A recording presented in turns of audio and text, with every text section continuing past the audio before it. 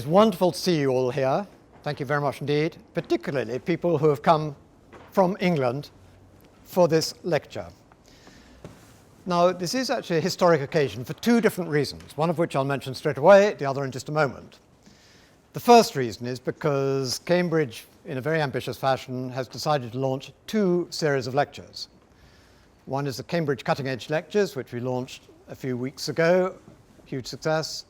The second is the Glory Days of Paris, of which this is the first lecture, which will be led into us by Douglas in a moment. And I've just learned coming over, Douglas has now given during his life so far, halfway through, 8,000 lectures. But at the end of the day, as I say, the thing he is perhaps now best known for is talking. He has talked all over the world. I hand over to Douglas Lyndon-Skeggs for the first in the series of the Glory Days of Paris, which is Montmartre, leading into Montparnasse, which I hope you'll all come to second time round. Thank you very much. I'm actually talking about the artists of Montmartre tonight.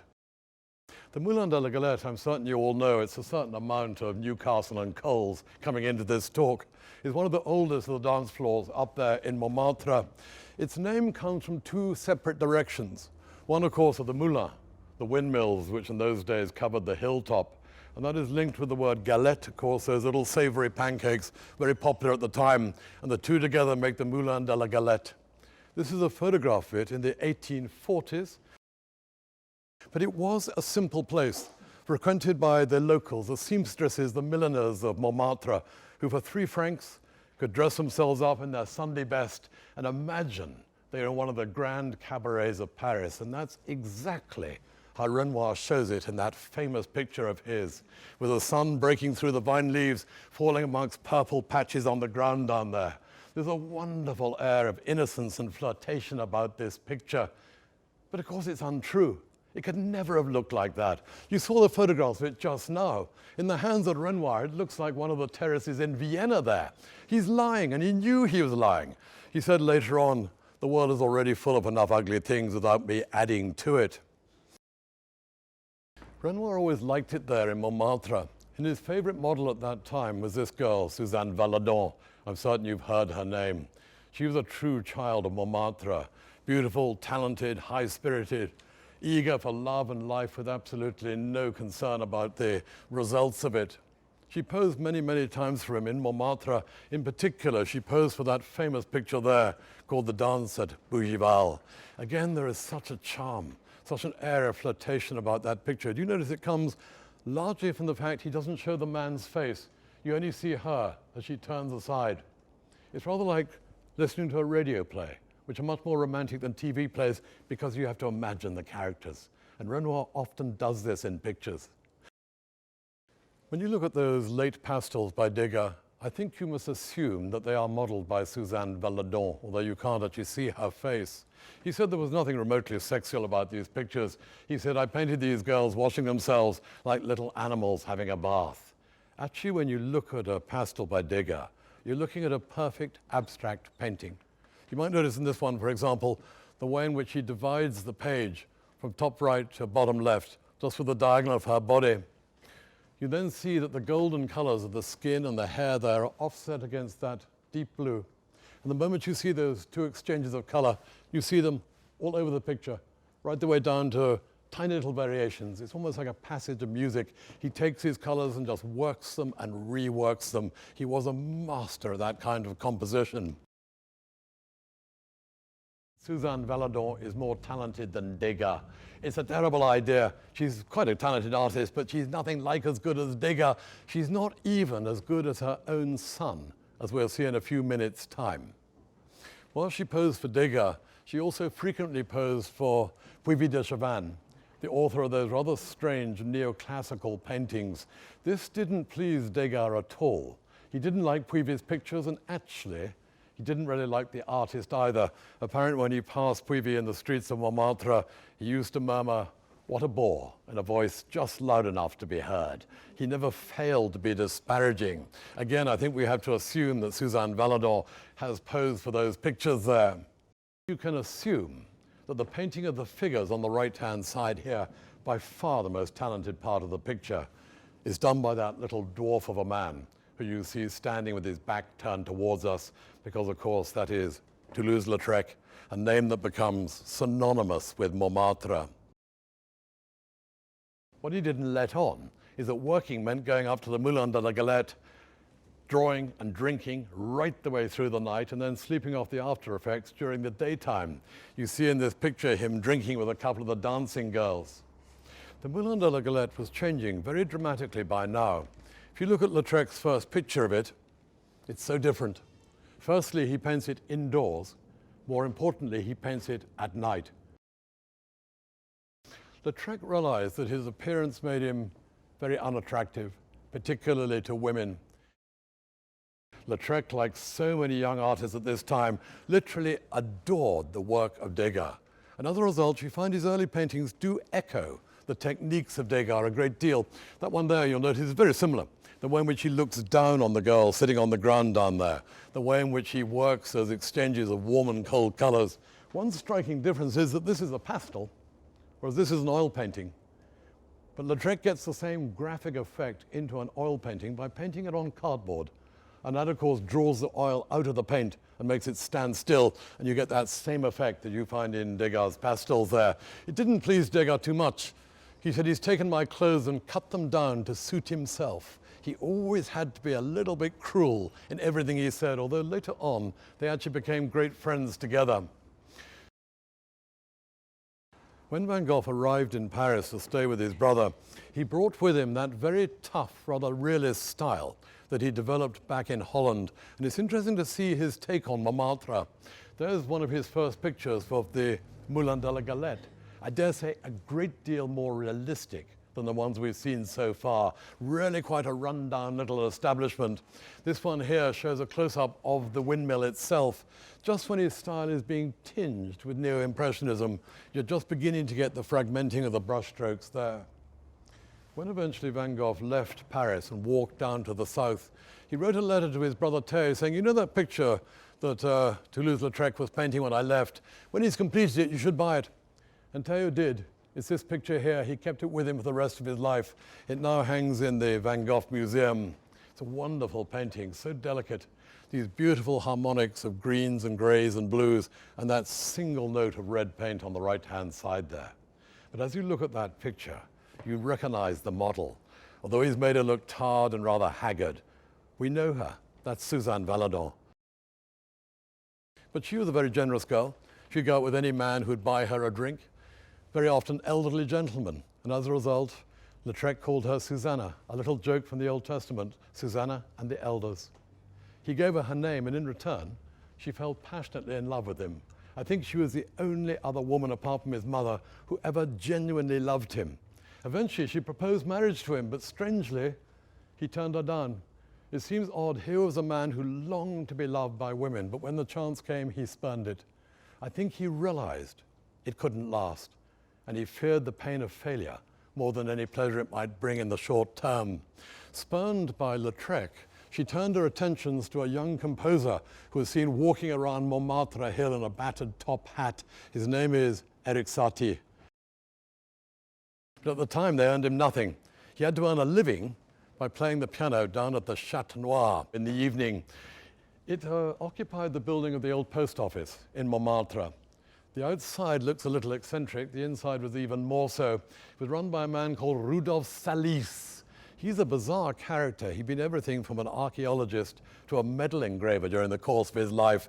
And now he turns his hand to opening a cabaret artistique. And you could see the whole of Paris at the Chat Noir. You could rub shoulders with the King of Greece, the King of Serbia, along with English aristocrats, American politicians. Part of the success of the Chat Noir came from pictures like that. That is Steinlen's famous image of a cat. I think one of the great images of a cat ever done, with its dark sulfur eyes there. I was very careful to call it a picture, not a painting, because of course this is a lithographic print. This is a poster, and these could be churned off the printing presses, put up on omnibuses, billboards and pissoirs all the way across Paris. This was the dawn of the age of publicity. One of the great attractions of the Chat Noir were the silhouette plays. You see it in all the pictures. The silhouette plays, the silhouette theatres, came from Japan. What you had was a big muslin screen, backlit, and you had little cut-out figures which you danced around in just the same way as I can do a barking dog with my hand there. It doesn't sound that exciting, but of course it gave rise to tremendous flights of imagination. You could have stories about space travel, exploration of the center of the earth. Some people have actually attributed the origins of French cinema. You can see some of the details there. Of course, with a silhouette, there is no halftone. There is no blurring or blending. It's either light or it's dark, and you get these stark silhouettes, and they would animate them. So this girl here, for example, walking up the street, is actually in two parts, and you can make her body move, and they sashays along. And Lautrec was fascinated by them. He loved the clarity, he loved the simplicity of the silhouette plays he saw in the Chat Noir, and they had a profound effect on his poster design, because color printing was in its infancy. You couldn't actually model forms in printing forms, and as a result, he learns from the silhouette plays to make these great big flat areas, flat black, flat red, a flat green, and just a delicate calligraphy of his face in profile. This, of course, is Aristide Bruant, one of the great singers of Montmartre. He used to sing very political, rather rude songs, and a voice so loud, it was said it sounded as though he'd swallowed a trumpet. When Lautrec made a poster like that, it went through a very, very carefully arranged series of stages. The first thing you do is to make a drawing. Now, this is a drawing showing the dancer called La Goulou, the greedy one, dancing with Valentine, the boneless one. Apparently, he appeared to have no bones when he danced at all. And you can see in the drawing here, Lautrec has drawn Valentine in the foreground, La Goulou in the center, figures in the background there. I'm always fascinated by the fact that he adds in her rather orange hair, and he can't resist putting a little turquoise around it just to make it kick out from the surface. But of course, this poster is advertising by far the most famous of all the cabarets in Montmartre, and that is the Moulin Rouge, which opened in 1884 at the base of the hill. I hardly need to tell you that, of course. Again, the name is so indicative. The running together of two different images. One, the Moulin, the old nostalgic idea of the windmills in Montmartre. It's just on the edge of Montmartre and the rest of Paris, and there the social barriers broke down. High life met with low life, and Lautrec was there to record every single detail, and he does it with astonishing accuracy. Look at this one here. That's a pimp coming in the evening, checking up on his business. You know him immediately. The slouch of the shoulders, the fag in the mouth, the hat on the back of the head, the rather cocky look on the madame's face as she talks to him there. He normally made very rapid drawings on the spot and then worked them up back in the studio, using his friends as models, but he never loses the authenticity. The person, of course, we all know about is La Goulou, because whether you came from the Grand Boulevards or the gutter, you were all there for the same reason, and that is to watch the dancing of the can-can. You see her there in the center of that photograph. There is Valentine, the boneless one, on the right-hand side with his Jeremy Fisher legs there. Intriguingly, he wasn't a professional dancer. He was actually a wine merchant. He just did it in his spare time. It's said that La Goulou used to come into the Moulin Rouge in the evening on the arms of some of the other dancers, looking around herself with a hard, rather arrogant stare. One biographer said that she had the metallic eyes of a vampire. Many people felt that she was the daughter of an aristocrat, and who knows, maybe she was. She's certainly the daughter of a courtesan, who the father was rather, we'll never know. She's called Jeanne Avril. She used to dress severely, almost like an English governess, but when she danced, it was in a wild delirium of legs and arms. Again, you can see it so clearly in that picture by Lautrec. One biographer described her as having an air of depraved virginity about her. This is one of Lautrec's drawings of Ibert Gelber taking a curtain call with those hooded, mocking eyes, the mouth like a razor cut across her face. But of course, you know instinctively when you look at that drawing, that's what she looked like. And she didn't like it. She wrote a letter to him one day saying, "Why do you make me so ugly, you horrible little monster?" And he did it because that's how she saw him. If you read her memoirs, she describes the first time she met Lautrec. She described his face, the skin, she said, that oily skin, a nose so wide it appeared to be the nose for two people. And down below it, those lips, those flattened purplish lips that hung like a pelmet around the obscene opening of his mouth. And because she found him so unattractive, he tortures her features and turns her into a monster. It's always the way with him. The one who actually did best by far was Suzanne Valador. In middle life, she ditched her bohemian ways, married a very rich man called Moissy. Moissy was quite happy to give his name to her. He's rather less keen to give his name to her illegitimate child. The trouble was, in 1883, she got herself pregnant. Not entirely surprising given her lifestyle. The trouble was, she had no idea who the father was. She rather suspected it was either Degas or Renoir, but she knew that they weren't going to step up to the mark. But then, of course, it could have been Eric Satie, it could have been Puy de Chavannes, it could have been anyone on the electoral roll of Montmartre. And she was bemoaning this one night in a cafe when a young Spanish artist stepped up and said that he'd be quite happy to give his name to this child. It would help it out. Or to quote his actual words, he said, "I'd be quite happy to put my signature to a work of art by Renoir or Degas." And she accepted. And his name is Utrillo. So he became Maurice Utrillo. Because Suzanne Valador painted, she gave him a palette, and Utrillo became an artist. And of course, he is the author of those rather bleak, rather gaunt pictures of Montmartre. That's the image he makes of the Moulin de la Galette. You can't see it probably from where you are, but next time you're looking at a painting by Utrillo, always notice he writes the word Utrillo and then the letter V to remind you he is Suzanne Valador's son. But sometime around 1904, he found a new drinking companion, and that was the very dashing Italian artist Modigliani. Modigliani was made out that his very distinctive style of painting came as a flash of genius during a bout of drinking. It's quite untrue. It's actually very, very carefully culled from Cézanne. You can see the link immediately there. Artists like to present that kind of legend about themselves. But they now begin to haunt Montmartre, looking for places to drink. One of their favorite places was the famous Leper Agile, which I'm certain you all know, down there below the vineyards, below the Rue Courteau, remarkably unchanged to this day. This is the painting here by Utrillo. This is a photograph from much the same time as you see it. The Leper Agile was run by an old rogue called Frede. You see him there on the right-hand side with that guitar. In the background are all the inmates of the Leper Agile. I think that's probably the poet Apollinaire by the look of it. And you can see it's an extremely simple, quite run-down place. Just sawdust on the floors, a few rickety bits of furniture. The place decorated just by bric-a-brac he picked up in the flea markets. Sometime around 1904, there was a big damp patch on the wall, and he asked a young Spanish painter to paint a canvas to go in front of it. And for the first time, Picasso shows himself as the Harlequin figure. And you see Picasso there with Frede's daughter, old Frede in the background there. Picasso said after that picture, color was just no longer appropriate. And as a result, his paintings dived down into those dark, somber tones of gray and blue, the beginnings of the blue period. Those wonderful, evocative, poetic paintings he made up in Montmartre. Over and again, he refers to blindness. He was fascinated by blindness, as his fellow countryman Velázquez was. He loves the paradox of it. Here he paints a picture of a blind guitarist. He knows that man can never see the painting that he's made, and in return, Picasso can never, ever paint the music that comes out of that guitar. It's that ambiguity that fascinates Picasso always.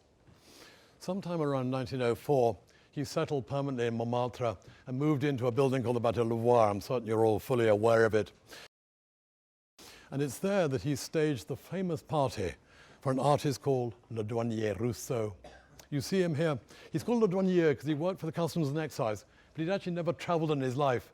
But he painted exotic pictures of jungle scenes. That one there, for example, you'll see is that picture there. Picasso was fascinated by them. He loved the simplicity, the naivety, and he decided to revere this man with a great party. So they staged a massive great banquet in the Bateau Louvois. Picasso invited all his friends to it. We know that his great poet friend Apollinaire was there. He brought along his girlfriend Marie Laurencin, who paints this picture of the three of them together there. They put Le Douanier Rousseau on the table. He played the violin, fell asleep, and he woke up when the candle set fire to his hat. The party went on so long that eventually the dinner did turn up. By this time, they were all feeling quite peckish and ready for it. But that was really the last great bohemian prank of Picasso's. Picasso was a very, very serious artist. Had you sat at that famous party in Montmartre and looked into the shadows, you would have seen glowering there the half-finished version of this picture, Les Demoiselles d'Avignon, the springboard into Cubism. Picasso was beginning to question whether all the artists up there were real artists or whether they just preferred this bohemian lifestyle for the sake of it. And this came to a climax with old Freddy and his donkey. Freddy had a donkey, you see him here, which he kept round the back. I think you can still see the shed where it used to be. One day, some of the artists and the writers took this donkey out onto the balcony. All extraordinary things, they photographed this taking place. The artists themselves put on masks to give themselves a conspiratorial air. They then put 3 canvases behind the donkey and they strapped a brush to it loaded with paint. Freddy then fed the donkey with a carrot, and of course the moment it's fed with the carrot it started wagging its tail and it painted 3 pictures. One of them they sent down to the Autumn Salon, which didn't have a jury. They called it Sunset on the Adriatic Sea, and it got a certain amount of attention. This was enormously amusing to all the artists up in Montmartre. The only person who was not amused was Picasso. Picasso always loved practical jokes. He loved pranks throughout his life, but not about art. Art was absolutely sacred. And he said that this actually proved the painters up there weren't proper artists. And it's this that really prompts him to leave Montmartre and go down the hill to Montparnasse, where, of course, the next stage of the glory days of Paris is going to emerge. Just after he walked down the hill from Montmartre, they finally consecrated the Sacré-Cœur. It had been founded to commemorate those who died in the Franco-Prussian War, but by the time it was opened, they were long, long forgotten, as were most of the artists who'd lived under its shadow. And the only thing it ever commemorates is a small suburban village, which is already slipping out of history and into legend. And now you can go and have dinner. There you go.